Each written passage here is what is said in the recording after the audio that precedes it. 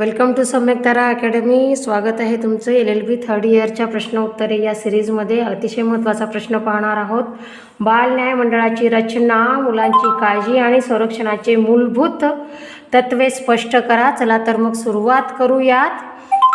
प्रस्तावना: भारतातील बाल न्याय प्रणाली ॲक्ट 2015 वर आधारित आहे. उद्दिष्ट आहे मुलांचे संरक्षण, पुनर्वसन, काळजी, सामाजिक पुनर्स्थापना, शिक्षा नव्हे सुधारणा हे प्रमुख तत्व आहे. विद्यार्थी मित्रांनो, परीक्षेमध्ये संज्ञा म्हणजेच डेफिनेशन लिहिणं अतिशय महत्त्वाचं आहे. तर त्यामध्ये किशोरची डेफिनेशन आहे, व्याख्या आहे. 18 वर्षाखालील व्यक्ती.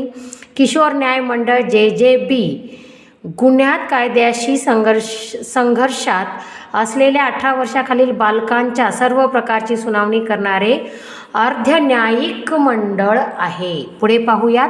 काळजी आणि संरक्षणास पात्र बालक CNCP.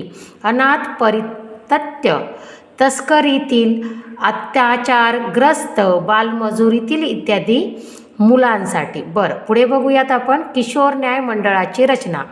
मंडळात 3 सदस्य असतात. 1 न्यायिक मॅजिस्ट्रेट असतो, 2 सामाजिक कार्यकर्ते असतात, किमान 1 महिला अनिवार्य आहे. वैशिष्ट्ये: निर्णय बहुमताने घेतला जातो. बालक अनुकूल वातावरण, चाइल्ड फ्रेंडली वातावरण असावं. सन्मान, गोपनीयता व समुपदेशनावर भर. 16 ते 18 वयोगटातील गंभीर गुन्ह्यासाठी. पुढे बघूयात.